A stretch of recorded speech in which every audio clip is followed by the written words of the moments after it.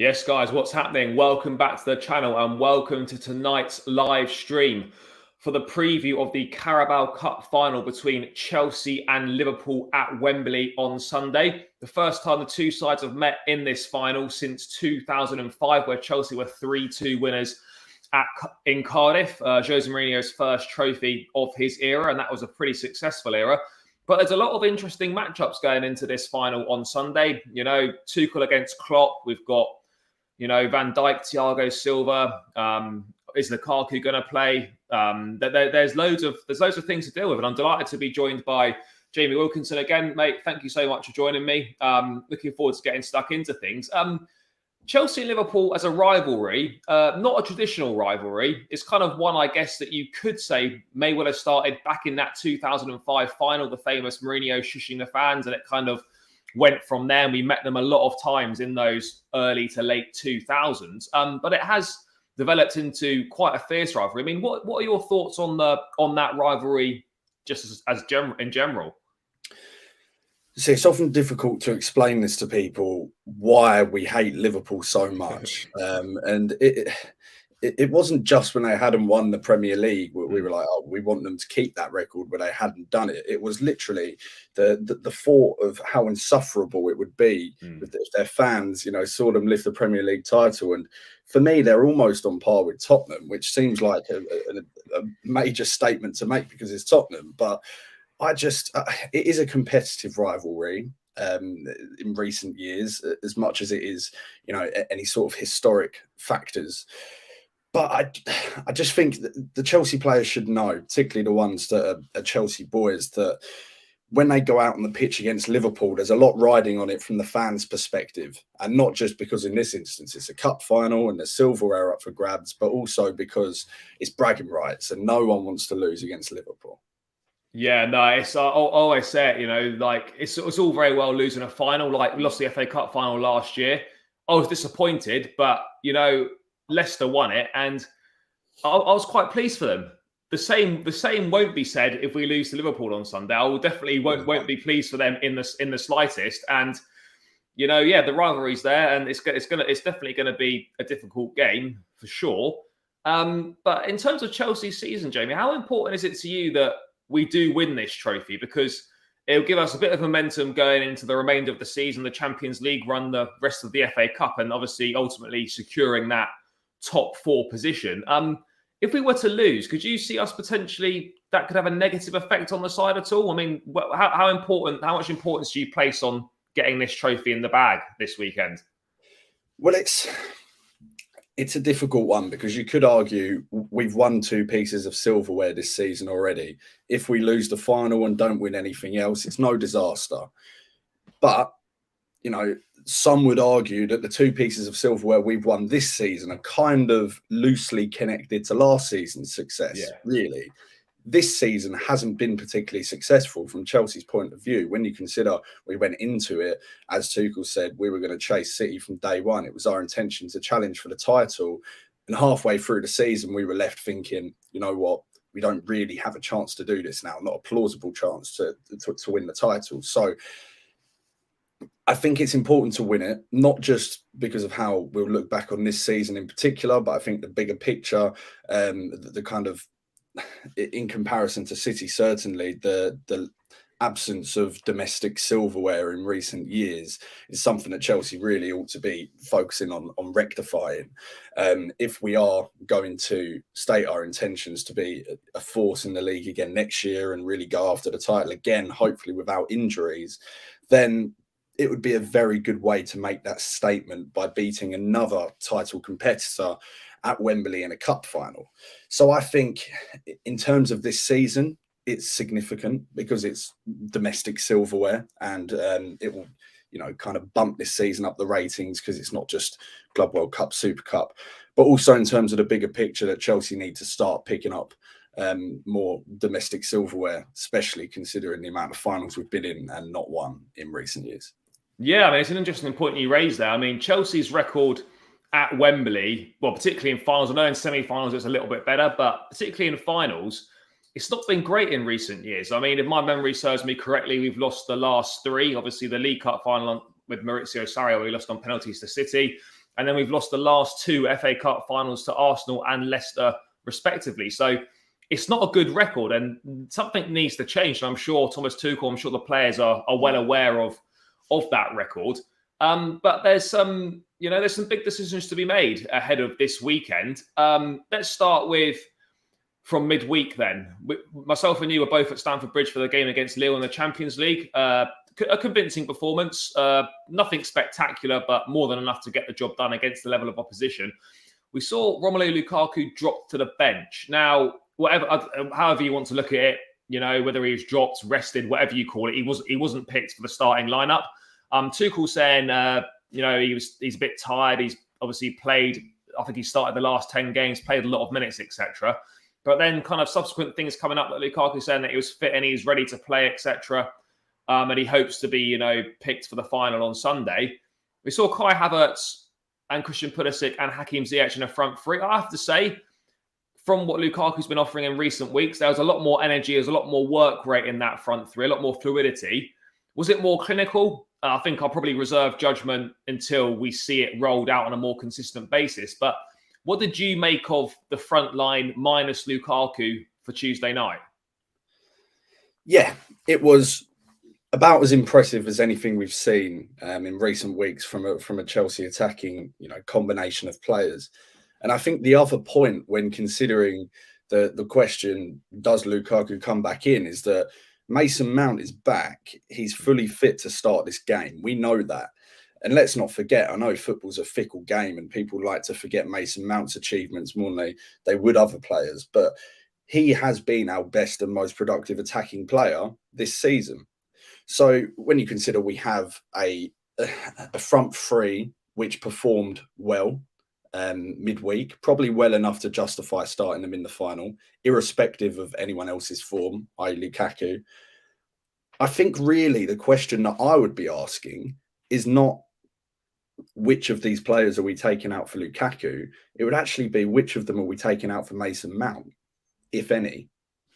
Yeah, I mean, just on Mason Mount, obviously he's fit. I mean, I left the game on Tuesday thinking, I thought if he was going to play on Sunday, considering he's been out for 10 days, couple of weeks, that with 5 substitutions and with us in control against Lille, why did he not get any minutes against them with Sunday in mind? That was my only thinking in terms of, well, actually, is he going to start this game on Sunday? Because surely it would have been a great opportunity to give him some minutes in the week. I mean, do you think that matters at all? Do you think there's something behind that? Or ultimately, it's another few days down the line and if he says he's ready to go, he'll go?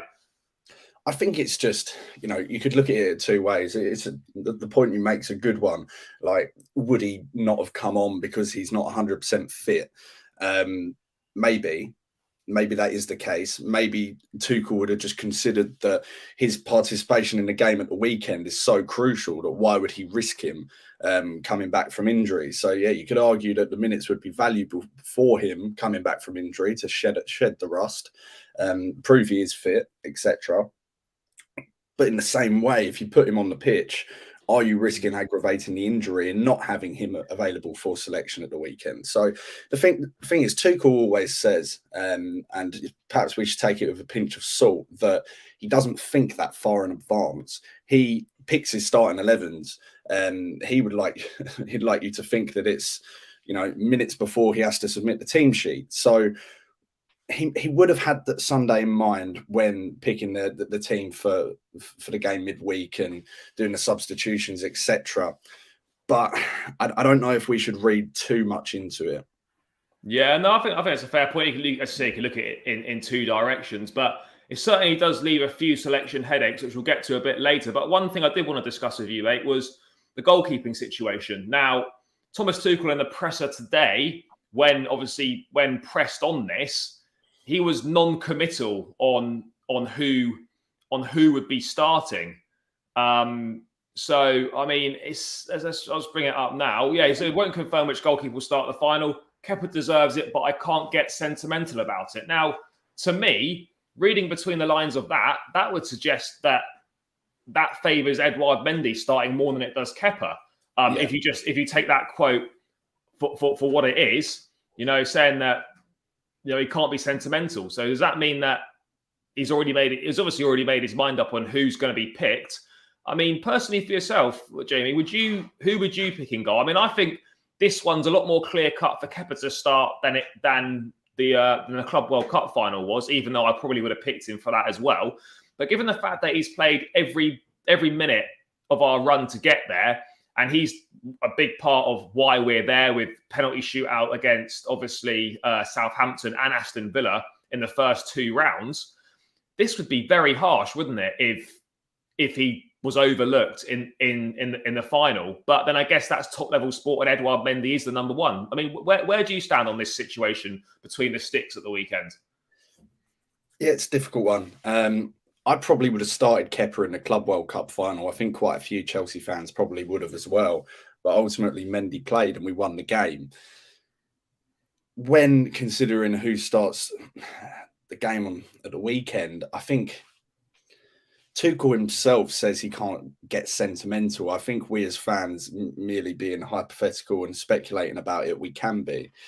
And it's not just that Kepa has played in all of these games. It's the influence that he's had for us having this run to the final. I don't think anyone would argue that we wouldn't be at this stage of the competition if not for Kepa's contribution. So I think you could argue, if we're looking at the Club World Cup final, yes, Kepa played in the semi, but Mendy played throughout the Champions League campaign. Yeah. You could argue we wouldn't have won the Champions League without him. If we're looking at the League Cup final at the weekend, we wouldn't be here without Kepa. And I think Kepa's proven that he's no second best deputy at this point, is he? You know, Mendy's, from our perspective, the best goalkeeper in the world, and certainly has been over the last 12 months, is our number one. First choice, should be in the team. But are we actually any worse off with this version of Kepa starting between the posts? I'm not entirely convinced we are. So I think there is a degree of sentimentality about it, but I think he absolutely justifies a start, and it would be very disappointing for him, I'm sure, if he was to get left out in the cold for a second final in a row. Yeah, I think it would be harsh. I think Texas Blue makes a good point. I think Liverpool, the assistant manager, I can't remember his name now, Pep Linders at Liverpool, I think all but confirmed today that Kelleher will be starting in goal for Liverpool. So, yeah, there's obviously a decision to be made there. But as you say, ultimately, since Kepa's kind of rejuvenated himself, for me personally, yes, Mendy's the number one for sure, but it doesn't significantly weaken the team as much as it perhaps would have done in previous months. So for myself, I'm kind of happy either way at the end of the day. But I mean, another couple of interesting selection points we've got. Tuchel today confirming that obviously everyone is available bar Ben Chilwell. So that means obviously a return to team training for Reece James. And there's an interesting quote from Thomas Tuchel today in the press conference in regards to Reece James. I'll just bring it up on the screen now, basically saying that, you know, he's going to decide what he's going to do and he might have to, you know, rein himself in from starting him. But I mean, let me just bring it up now. So he's looked really good in the last 2 sessions. Going to wait one more session. So I presume that will be possibly some sort of session, either maybe later on today, or, well, maybe it's already happened, or maybe tomorrow morning. But he's going to see if he's crazy enough to put him on the pitch, or is he going to be reasonable? And he's tempted to do it. I mean, yes, we want Reece James to play, but I mean, Jamie, from your perspective, mate, do you think it's too much of a risk chucking in Reece James first game back from what seems like quite a long time, at least 8 weeks out, maybe a little bit longer, chuck him straight back into a final where he could be up against the likes of Sadio Mane, Mo Salah, etc. I mean, Reece James is a talented boy for sure, but that's a big ask even for him. It's a difficult one, isn't it? Because if we look back to the start of the season, and I know we've reflected on it so much since he got injured, but he was absolutely influential in this team. Like, he was almost playing as a point guard at right back, the way that we were just kind of running everything through him. It looked as though he was controlling a game from the right wing back position. And obviously his direct goal contributions have been well documented as well. So from a footballing perspective, the decision's an easy one. If Reece James is fit and available and performing well in training, you start him. But there's still a lot of big games to come in this season. You know, we do have Champions League ambitions. If we're being honest with ourselves, we still do need to keep up the pace in the Premier League to fend off the other teams below us and make sure we nail down that third spot. And as much as the League Cup final, especially against Liverpool at Wembley, is an absolutely massive game. I don't know if it's... I think if we're talking about the Champions League final and the season's done, this is the absolute biggest game of the season. You got a player coming back from injury. You probably roll the dice. I just feel like perhaps even the scheduling of this game, the fact that it does happen at the end of Feb and there is still so much football left to be played this season. We've missed Reece James. We would miss him a lot if he was to be out for any longer. So it might just be too big a risk to take from my perspective. But in the same way, if the team sheet came out at the weekend and I saw that he was starting, I'd be buzzing about it.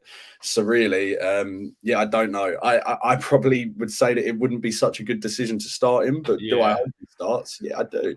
I mean, that's what I'm leaning towards as well. Obviously, if he starts, great. But part of me just feels that, like, if he starts, is he going to go down after like 20 minutes and be subbed off? I think it may almost be better for us as a bit of a card up the sleeve to be able to bring him on maybe at half time or after 55, 60 minutes and, you know, impact the game from the bench potentially. That's something that I'd be more inclined to go towards. But again, ultimately, Thomas Tuchel will know best. They'll be communicating with the player and the medical staff. But yeah, I side with you on that one. I think it's perhaps slightly too much of a risk to play him from the off, particularly when we've got Luton in the FA Cup away, which would be a great game for him to start and potentially get like a full match distance under his belt, literally in Wednesday, I think it is. So the games are coming thick and fast. As you say, you know, you don't want to risk aggravating an injury and then him being out even longer. So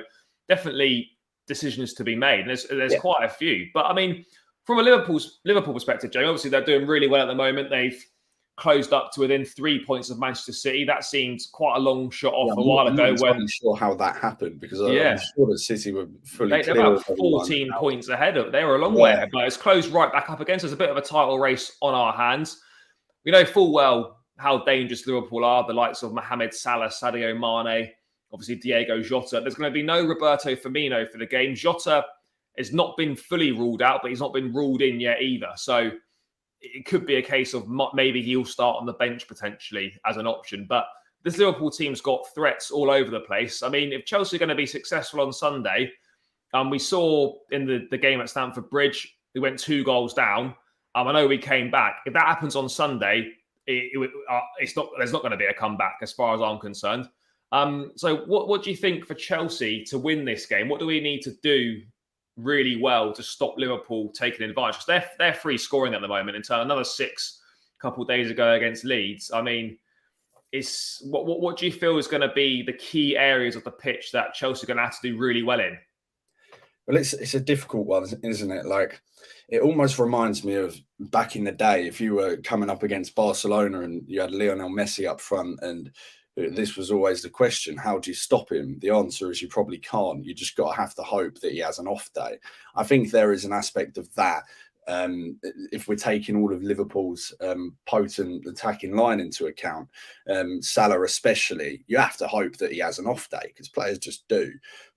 From our perspective, I think if we're being honest with ourselves, we probably can't be too ambitious because we were definitely guilty of that in the first half of the game at the Bridge down the left-hand side. In the, I know Marcos Alonso by nature likes to push on, but you might need to rein it in a little bit when you got Mohamed Salah running off your shoulder. So when we played them at Anfield, I understand the circumstances that we were a man down and just trying to hang in there for dear life, really. But we played with such a low block and just ensured there wasn't any space in between the lines for their players to operate. And it was so effective. And I haven't seen many other teams limit Liverpool to pot shots from outside the box in that manner. Maybe a more pragmatic approach would be wise. In the sense that we could contain and counter a little bit, not be too ambitious with our pressing, maybe walk the defensive line a few yards back and just hope that we get an opportunity on the counter-attack. But on the flip side, as shown in that second half against Liverpool at the Bridge, we can go toe-to-toe with them when we're on song. So I think it's going to be a difficult balance for Tuchel to strike, whether he thinks that we should go for them and get at them, because you can get at them. You will get chances against Liverpool. Yeah, because Inter Milan showed that as well in the Champions League in the week. You can definitely get at them. Yeah, but it's just about being clinical and taking your chances when they come, which, as has been well documented, hasn't really been Chelsea's strength this season or any season for a while. Season, yeah. Yeah, but I think it's just going to be all about striking that right balance from our perspective. I think that we can probably expect to have certain periods of the game without the ball, but we just need to be focusing on being efficient and have that cutting edge when the opportunities do come. Yeah, no, it's certainly that's going to be the big difference, because I'm convinced we will get opportunities in this game. We've got skillful enough players, talented enough players to cause that backline issues, and they can be got at, as we've seen in recent weeks in the league and the Champions League.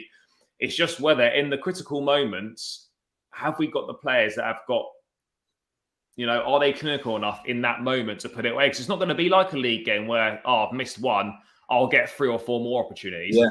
It's going to be one of those games where it's one opportunity. If you don't take it, that could be the difference between us lifting that trophy and us not lifting it. So, yeah, and Carabao Cup final or Champions League final, these are the moments that define players' careers. And there are times at Chelsea that there's quite a few players, certainly in the attacking third of the field, that have question marks over their futures at this point in time. Yeah.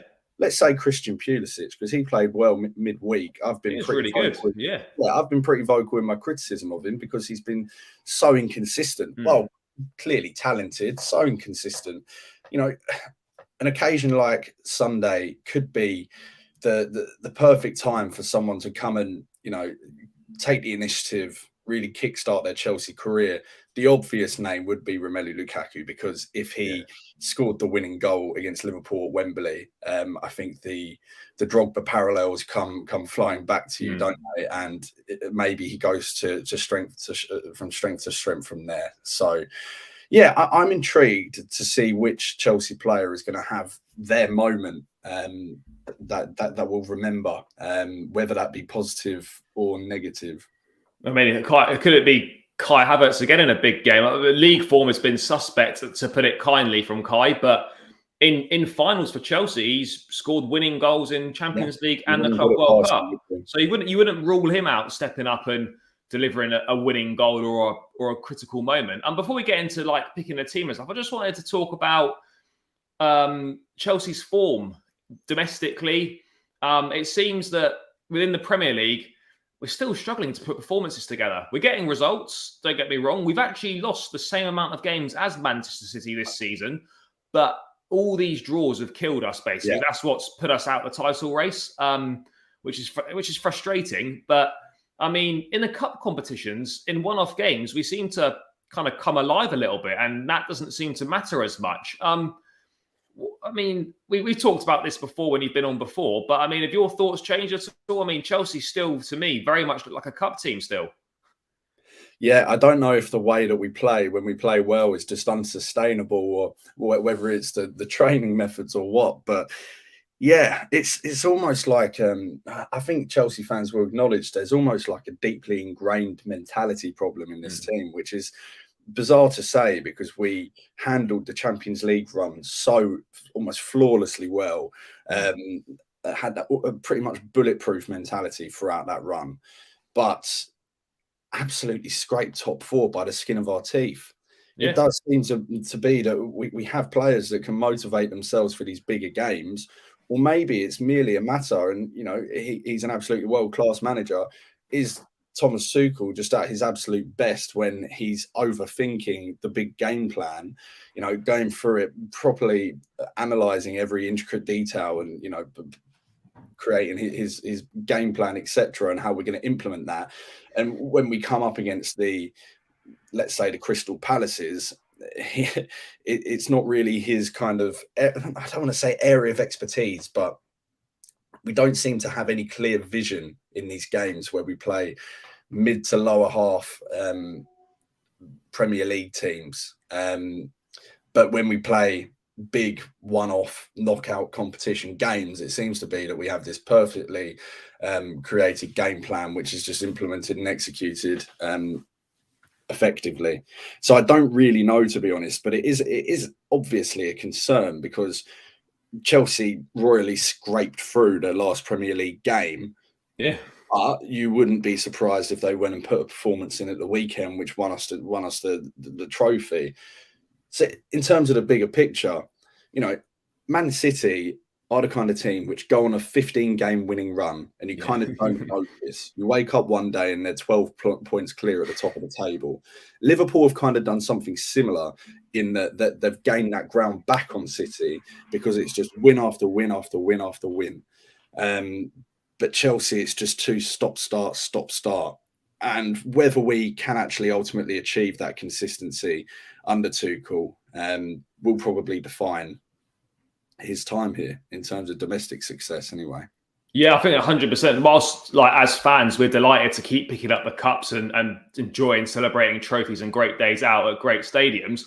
Ultimately, at the end of the day, as you rightly say, Thomas Tuchel is going to be, has been bought in. He probably wasn't bought in to win the Champions League. That's a bonus, of course. Yeah. But it's brought in to restore Chelsea to trying to be the dominant team domestically, like we have been in the past. Yeah. And, you know, and as we've said many times, you know, at the moment, we're still a long, long way, in my opinion, from winning the league. And that's got to change. I mean, I genuinely thought this season that we could win it or we might go pretty close. That was game over once December came round. So whilst we're doing well winning trophies and Thomas Tuchel's doing a great job, the biggest challenge still remains. And that's to get Chelsea challenging for a Premier League title, because at the moment, we're a long way off. Yeah, and I don't just think it's a matter of personnel.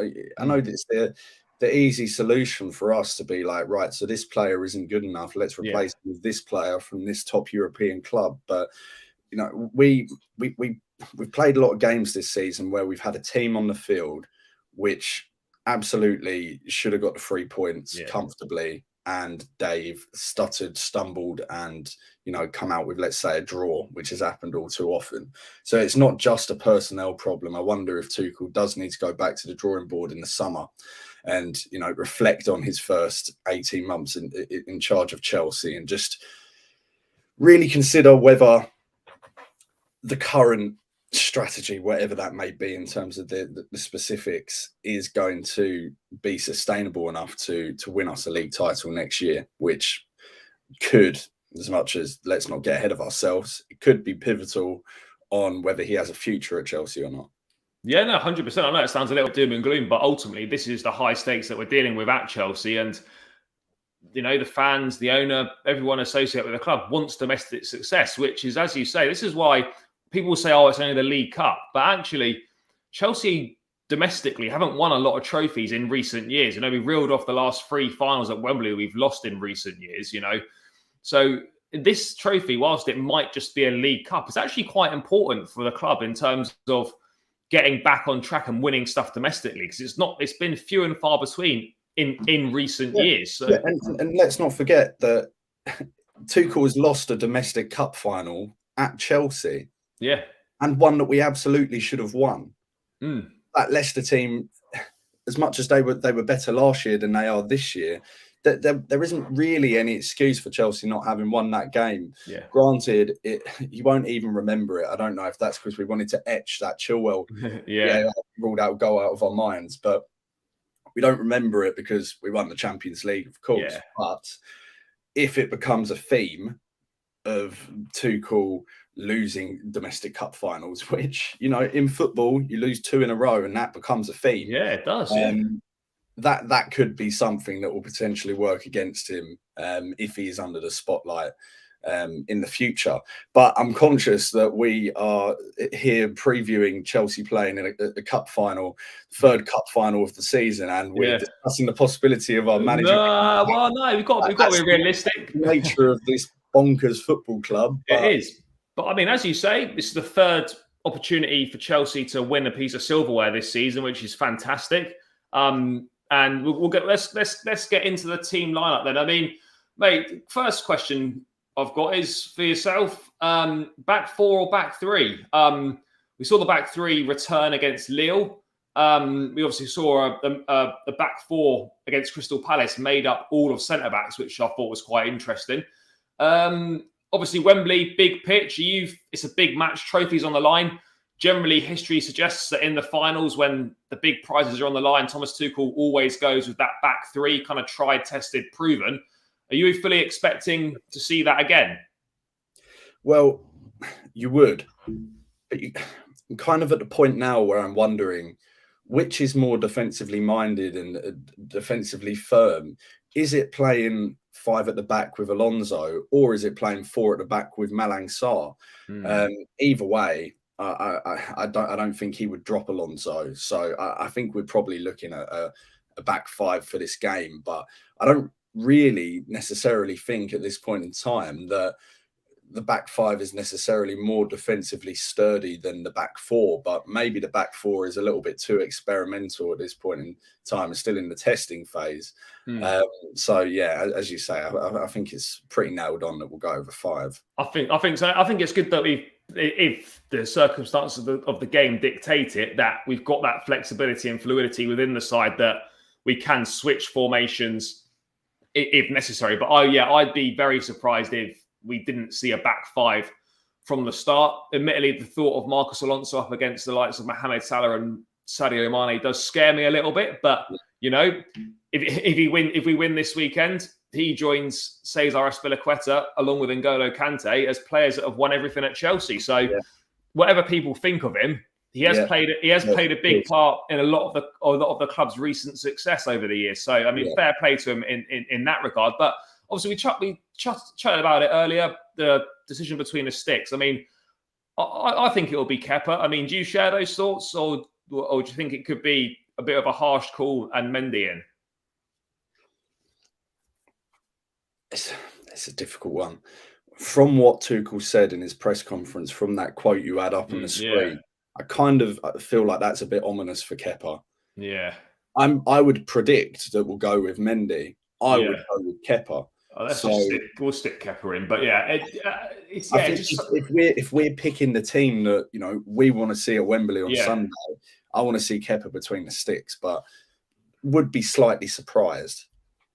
Yeah, it's just, as you say, it's just the wording of the quote. There's no room for sentimentality. Almost makes it feel like, well, that's basically him saying without,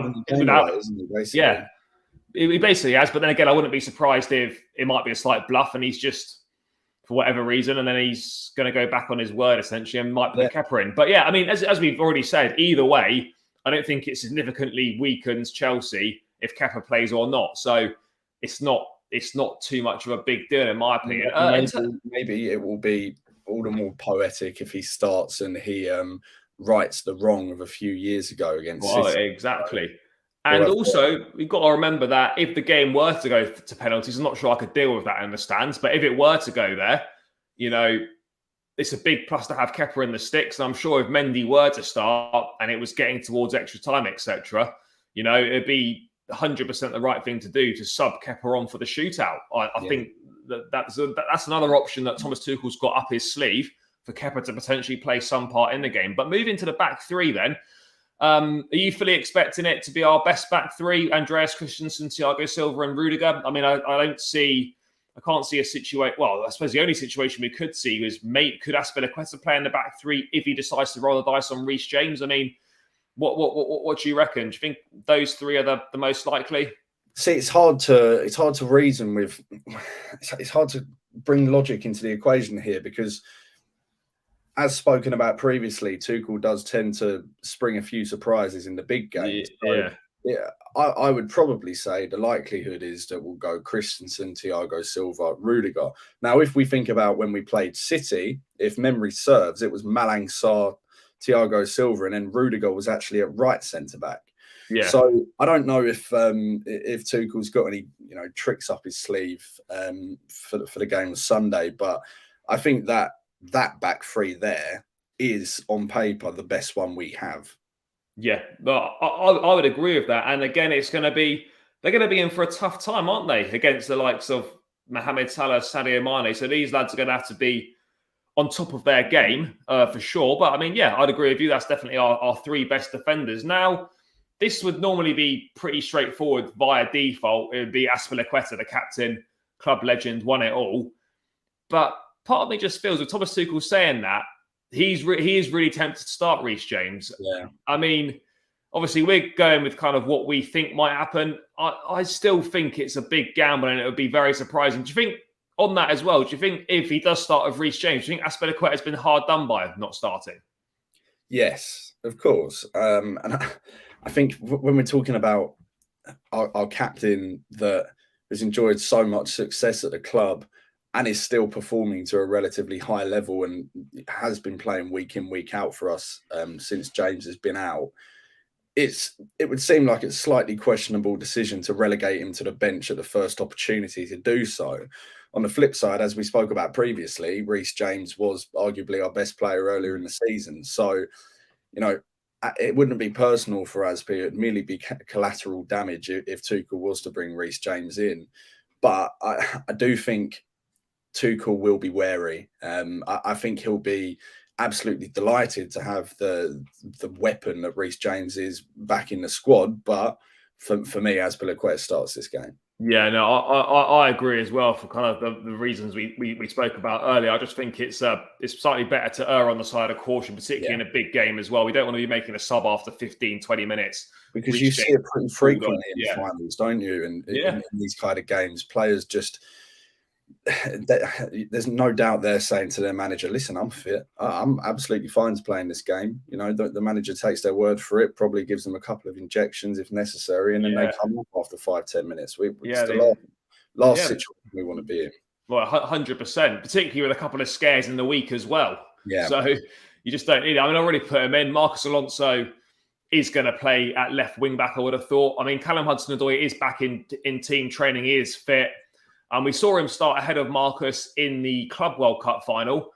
I honestly, I can't envisage Tuchel picking Hudson-Odoi to go up against Sadio Mane or Mo Salah defensively.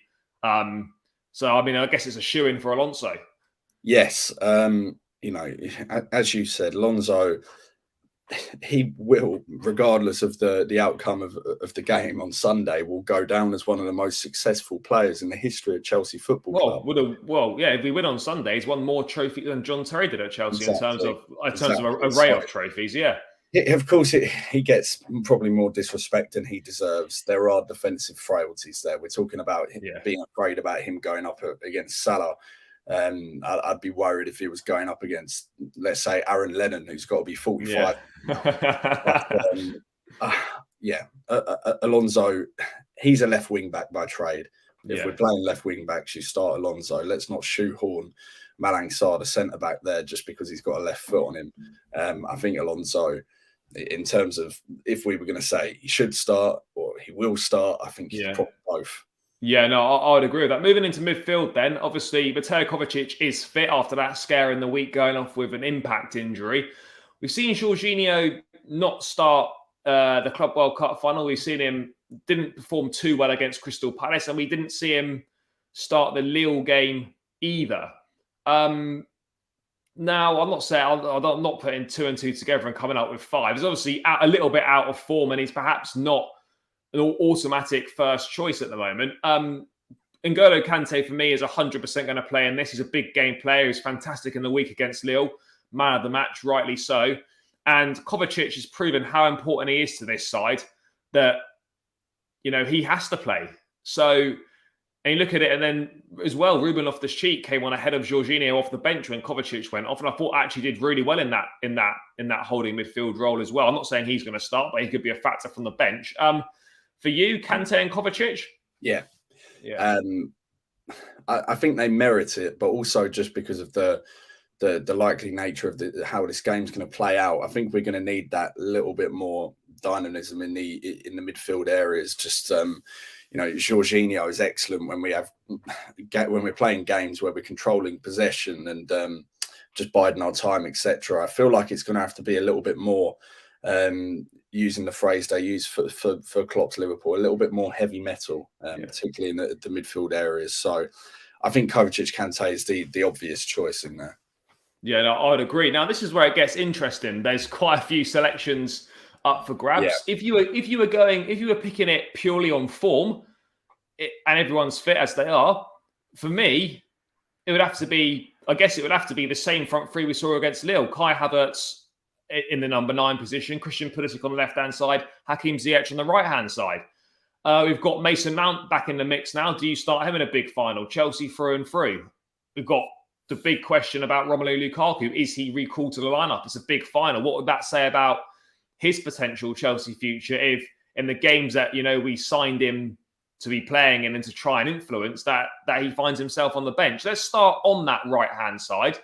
For you, Hakim Ziyech still? Absolutely. Yeah. Absolutely. If he is 100% fit, as we've been told that he is, then he's the first name on the team sheet at the moment. Certainly up there. Just playing the best football he has in a Chelsea shirt. Yeah. Long may it continue. You get the feeling if anyone's going to produce that moment of magic that will turn the tide in a game like this right now, it's him. So yeah, absolutely nailed on for that right wing spot. Yeah, no, I would 100% agree with that. I think it's probably the easiest to pick out of the front three. Moving to the left-hand side then, Christian Pulisic, impressive in midweek against Lille, did really well. It would be hard to deny him a place in the starting lineup. I don't think Callum Hudson-Odoi will start on that left-hand side, having kind of just come back into training. I think he'll be an option from the bench. And then you've always got the thought of, basically, for this left-hand side, you're thinking, is it Christian Pulisic or do we put Mason Mount back in? I mean, what are your thoughts on that left wing? Difficult one. Again, I think Pulisic merits a start. I think if I'm picturing how the game's going to play out, perhaps his characteristics would fit well into how we're likely going to be, how we're going to be playing. My concern is every time I feel like this with Pulisic, and he reminds us that he can be this player with just this kind of driving force and it's dribbling and a goal threat, a genuine goal threat inside the penalty area. But it's just as soon as you start to think that, the next game he seems to prove you wrong, and kind of go back to his old, little bit more timid, ineffective version of himself. Now, perhaps he has earned the benefit of the doubt and the assumption that he is going to turn up at the weekend and maybe he can be the player with the quality to win the game for us. But I'd be worried if I was him and Mason Mount wasn't just coming back from injury, because then I do think Mount would be in the team. But I think just because, as we've said, Mount doesn't have any minutes on the pitch since sustaining this injury, I think Pulisic starts. Yeah, I would fully agree with that, and I think he does warrant it. But then, of course, equally wouldn't be surprised if Mason Mount started either, and I wouldn't be disappointed in that either. But I do think Pulisic from the off probably should get the nod. This is where it gets. This is the big one now. We saw Kai Havertz in midweek put in a decent performance. He played well against Liverpool up at Anfield as well. And he obviously showed what Lukaku needs to do. Certain parts of the game, working hard, energy, running, etc. Tuchel saying that Kai absolutely has done enough to start on Sunday, but obviously didn't go any further than that. Was kind of stating he obviously would deserve to start.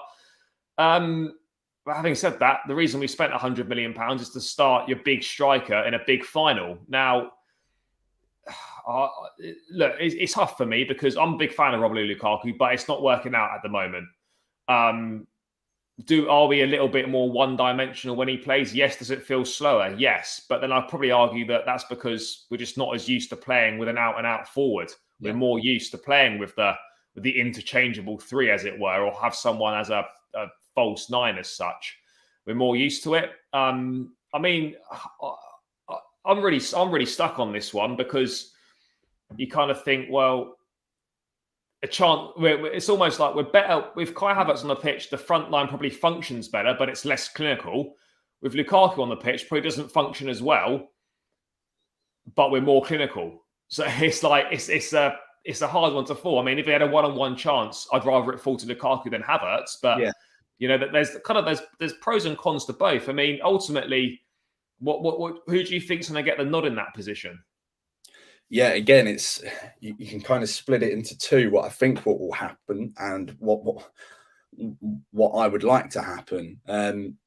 I think football is a meritocratic sport. We shouldn't be picking players just because the club decided to spend X amount on them in the summer, and this is a big game. So naturally, they should be in the team. But at the same time, I do think Lukaku starts this game. In truth, I think we could sit here till the cows come home and predict potential front threes, and I feel like we'd get them all wrong. Just because Tuchel, he can be quite unpredictable in his selection, particularly for the big games. Havertz merits a start, and like you say, we function so much better and we just seem more fluid when he's up there. I think he probably had more touches in the first 5 minutes week than he did it against Palace. But I don't know, something tells me that Lukaku starts this game, even though I personally would probably pick Havertz.